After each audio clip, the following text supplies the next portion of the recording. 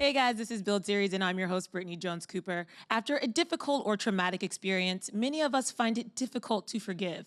But in her new book, The Gift of Forgiveness, author Katherine Schwarzenegger Pratt interviewed more than 20 people who were able to find peace and acceptance by forgiving the unforgivable. And here to talk about it is Katherine. How you doing today? I'm good. How are you? Thank you for having me. Yes. So this book, first of all, well written. I was able to breeze through it in like one sitting. Why was this topic one that you really wanted to tackle? Such an interesting thing to have a conversation about. Yeah, I know not many of us really sit down and talk about forgiveness very easily.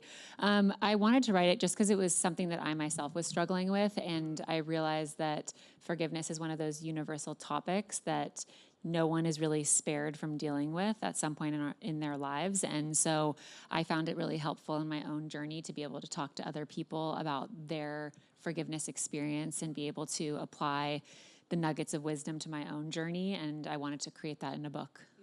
And I like that you interviewed so many different people because it shows that forgiveness really is an experience. It's very different for everyone. Yeah. So how did you sort of pinpoint who you wanted to talk to? Well, I think, as you said, forgiveness is such a different experience for every single person, and it means something to every single person in a very different way. So it was important to me to have a good variety of different kinds of forgiveness of experiences, struggles, journeys, and people who it came really easily to, other people who struggled with it, and some people who are still struggling with it, because I think a lot of people are. And it was important to me to have a lot of different varieties in that, and because I hope that, someone can read it and find something in the book that relates to their story. And there was, between some of the stories, faith played a role for a lot of people. They were either faith leaders or they, in those difficult times, talked about how their faith helped them find forgiveness. In the research you did and talking to these people, what role does faith play in forgiveness for a lot of people? Yeah, well, when I was actually doing my research on trying to come up with ways to navigate my own forgiveness journey, a lot of the books that I found on forgiveness were very heavily faith-based books. And I found that to be incredibly helpful. And I also wanted to be able to find real life advice and maybe people who hadn't had faith as being a huge part of their journeys, just to get a variety of different of situations for my own experience. And I really wanted that in the book as well, because I think there are tons of people who are, have faith as being a big part of their lives. And there are also a lot of people who don't have faith in their lives. And you'll see in this book that there's a good mixture of that. A lot of people who even did not have faith as a part of their lives in the beginning, once they went through their forgiveness journey, faith kind of popped up as being a big theme in their lives. Because I think whenever you're going through something that's really challenging, having faith to, believe in something greater and bigger than yourself is really helpful. Yeah, and it just reminds you of the basic tenets of life. It's kindness and forgiveness, all those things that you can forget when you're going through a trial. Yeah, exactly. I think it just sort of helps put that stuff back into focus. I like how you set up the book. You're doing interviews, but you're also writing quite a bit. So what was your writing process like? How long did it take to get everything together? Because it's pretty involved. Yes, it is very involved. Thank you. It took me 2.5 years to write the book from start to finish. So it's been a labor of love for me, and I'm very excited that it's now out and that people can read it and just get really great advice about forgiveness.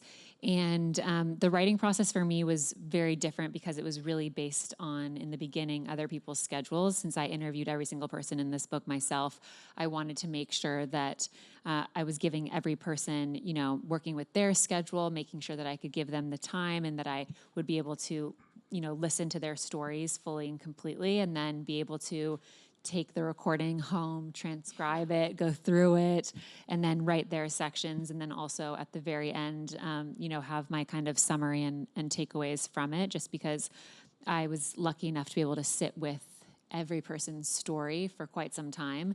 So it was interesting to see from the very beginning how my takeaways had changed and evolved over that time. And some of these stories are very heavy. Yes. So that's interesting. You spent 2.5 years really in this space of hearing some difficult journeys that people have been on. Very inspiring and very raw and vulnerable stories. And that's why I'm so happy that you were able to read it all in one sitting. I'm also encouraging people to pick up this book and be able to put it down, because it is that kind of book. And I wanted to be able to write this book in that format where people didn't need to necessarily feel like they had to read it all in one sitting, but that they could pick it up and put it down and be able to actually let the stories really sink in and have great takeaways from every single person, because they're so different and they're so jam-packed with information and with vulnerability and with inspiration. So it's a good collection of people. That's the word. It's vulnerable. Yes. And in people sharing their stories of probably one of the hardest times of their lives. It's incredibly vulnerable. Yeah. For you, this is probably a hard question. Is there one story that no matter how many times you read it, it just continues to impact you or make you think about forgiveness in a different way? It's funny because I've read the book so many times because we've, in the editing process of a book, you go through many variations of the book, edits. So I've read the book so many times, and every single time I have been able to read the book cover to cover, it's very emotional for me, because these stories are just so incredible, and people really went there with me, which was such a gift to me and is now a gift to people who are able to read the book. So there isn't one that I would say is, more impactful than the other one, because I think it really depends on what you yourself are going through. So what, sparks interest to you, what triggers certain things for you. And that's also why at the very end of the book, I left a couple blank pages as like a workbook, because when you read this book and when you talk about forgiveness with certain people, a variety of different things come up in everyone's lives. And so to be able to have a place to write that down and kind of collect your thoughts was important. The one that I definitely couldn't shake was Chris Williams. Williams, yeah. So can you talk to me a little bit about his story and why it was so important for you to include it? Because it really is sort of like almost an impossible situation. Yeah, I mean, his story is one that I think people are really targeting, just because it is such an incredible and inspiring experience. And when I was first researching forgiveness, when I first started writing this book, he was one of the very first stories that I came across, and I read it in it was an online newspaper. And so I reached out to him, not knowing him or anybody that's in this book, prior to talking to them and interviewing them about forgiveness, which is an interesting thing to randomly approach someone to do. But I talked to him, and his story was so incredible because he speaks so beautifully about his entire journey. He was going out one evening to go to ice cream with his pregnant wife and 3 children, and his other son had stayed at home. And on his way home, he was hit by a drunk driver and lost his pregnant wife and 2 of his children, and the other child in the back was seriously injured. And he talks about his forgiveness journey as being one where he woke up in the car and heard a voice in his head that said to let it go. And he, made a decision in that moment to practice forgiveness and to forgive the person who had taken so much from him. And I think a lot of people hear that story, including myself, and we're in awe of his ability to forgive, and also wonder how it's possible to have so much taken from you in an instant and to be able to choose to forgive. And he recently explained to me that when I went back to him and I said, how are you not angry at the person or sad about the situation? And, so much had been taken from you. And he really explained to me that it's, had been important to him in his journey to allow himself to feel the feelings of anger and sadness. And it was always about, bringing himself back to a place of forgiveness. And so I think that's really encouraging for a lot of us who find forgiveness to be an ongoing journey or ongoing process, which I myself do, because just because you decide today to forgive someone, it doesn't mean that you're never going to be upset about the situation again, because you will have moments that are trigger moments or that bring you back to feeling that hurt a little bit deeper than you did the day before. The thing about that story that also kind of hits me is that he befriended this young man who who caused the accident. Yeah. And the kind of ripple effect of positivity that could have on somebody's life of like forgiving them for their worst mistake and letting them move forward. And you see that every once in a while happening. I know Van Jones has a show called The Redemption Project, which basically connects victims of a crime with the person who committed the crime. And there's an amazing amount of healing that happens. A huge amount of healing. And you see that in a variety of different stories in the book. And Chris's example of his forgiveness journey and his friendship with Cameron is really incredible, because Cameron has now been able to go on and have a family and a marriage and just been really have a great life. And that's, of course, part of, the fact that Chris Williams forgave him and allowed him to have less of a burden. He still carries that burden, of course, but a little bit less of it. And you'll see it also in Ron Hall's story, who asked his wife for forgiveness after he was unfaithful to her, and she granted him forgiveness, which he called Christ-like forgiveness. And you see the ripple effect there, because as a couple, the two of them were able to go on and do such incredible work in her passion area, which was helping the homeless. And he had this amazing friendship that was developed with a homeless man named Denver, who later actually spoke at his wife's funeral, because they became all so close. And he still works today to make sure that he does his wife proud and that he continues her mission while she's not on this earth. But you just see this ripple effect of how an act of forgiveness can really impact so many people around. And it's an act of bravery, really. Is to, and I think it was Scarlett Lewis who lost a child at Sandy Hook. Yeah. And she said it's a choice. Like, you have to say it, like, I forgive you, and then know that it's a process that comes after it. So what did you learn about, or was that something you saw commonly, that people just made the choice to forgive and then the work kind of happens after? I think for a lot of people it is, the work might happen in that moment. It might have happened before that, and then they get to a place where they feel good about saying they've been able to forgive. The beauty in this book, and also in forgiveness in general, is that there is no right or wrong way to practice forgiveness. And I think that that's also an encouraging thing, because normally there's a very structured way to do certain things. And with this, it's really up to you how you choose to practice it and the process that you choose to go through to be able to say that you're living in a place of forgiveness. Yeah, and it's not always easy. And like you mentioned, you can go back and forth and you have moments. I think Sue Klebold, hers was one of the more complex chapters. Yes. So take me through interviewing her and how you felt going through that journey with her, because her journey with forgiveness really seems to be kind of one of the more unorthodox. Yeah, it was also, I think, super important to me, and also just to people who are going to read this book and try and get some information and help on their own forgiveness journey. Because, as I said, people are very opinionated about forgiveness and also are very lost when it comes to what their thoughts are on forgiveness. So some people, and I know plenty, who are very, closed off to the idea of going there in certain situations, and other people are much more open to it. And it was important to me to have Sue Klebold in the book, whose son, Dylan Klebold, is one of the people responsible for the Columbine shooting. And it's one of those things where we see these tragedies happen on television, and we oftentimes think of the parent of the person to commit this crime.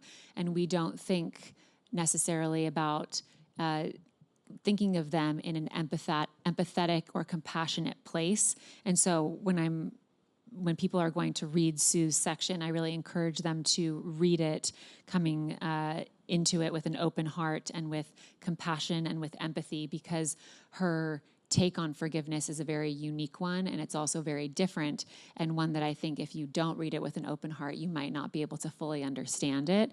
But at the end of the day, the forgiveness journey that she is on is unique, because at the end of the day, the only person that she's unable to forgive is herself for not being the mother that her son Dylan needed in order to confide in his mom with all the demons that he was facing. So that to me was really heartbreaking.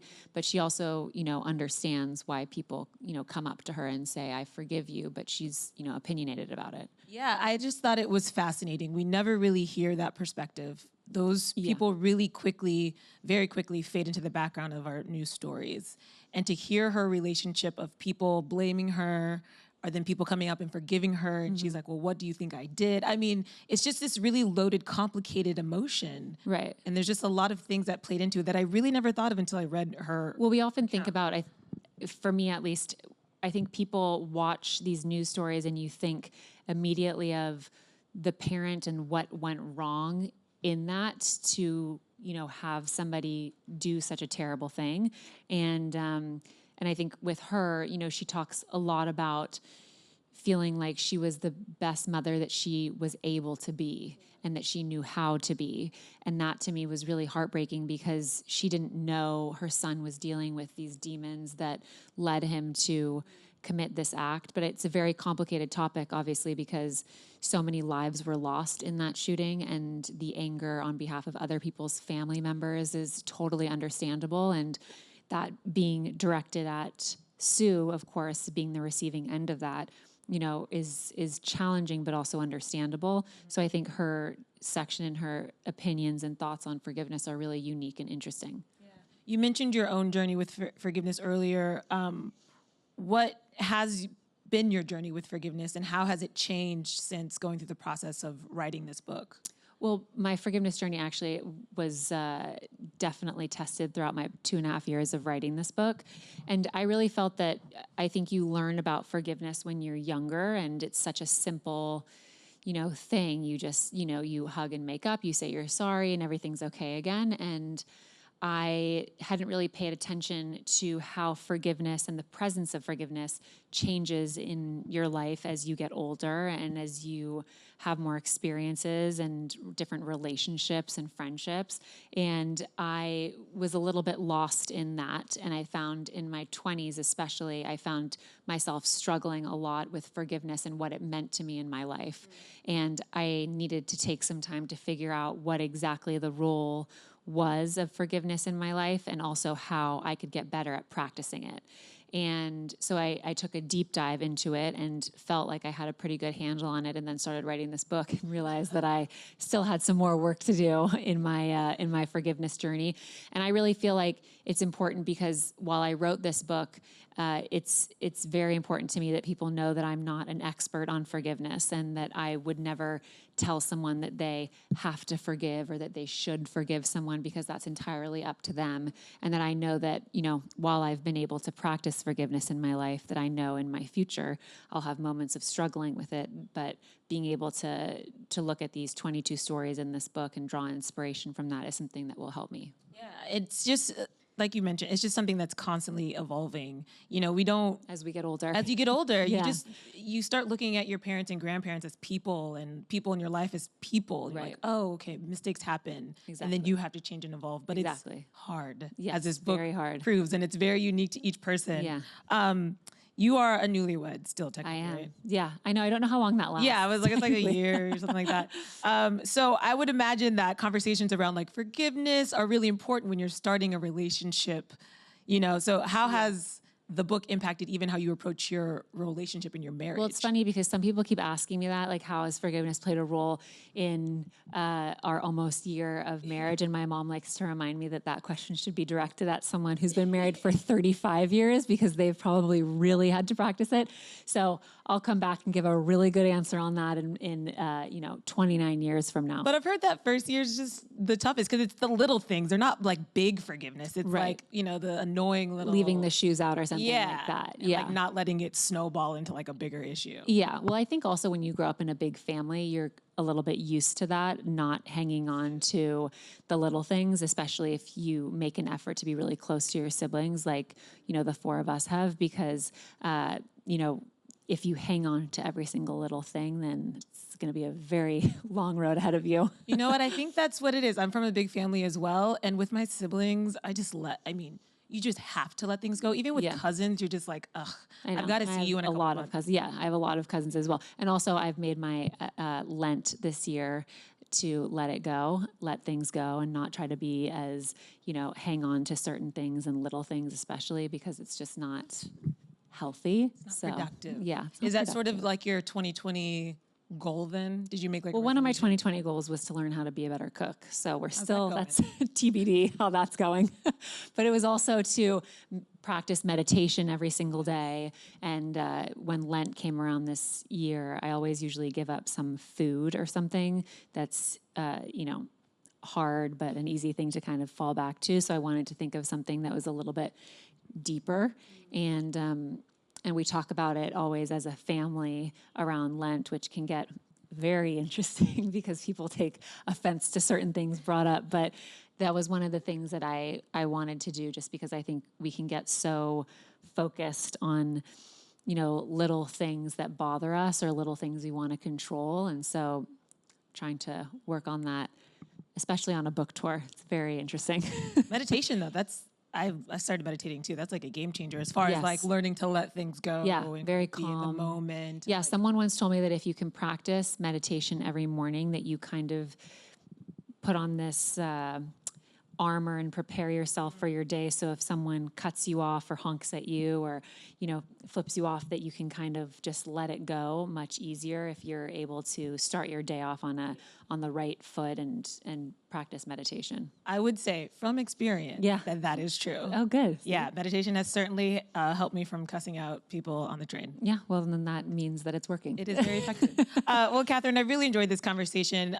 Like I said at the beginning, I've really never thought about forgiveness and what it means and how important it is and the impact it can have. Yeah. And I just was really moved by a lot of people being vulnerable and sharing stories of these very difficult times and how they were able to work through them. And I just think that's a really inspiring message. Thank you so much. Thank you for having me. Yes, of course. And thank you for writing the book. And guys out there, if you want to check out the book, The Gift of Forgiveness is available today, right? Yes, it is today. Wherever books are sold. In bookstores, and online. Yes. Go check it out. And thank you, Katherine, Thank for joining us.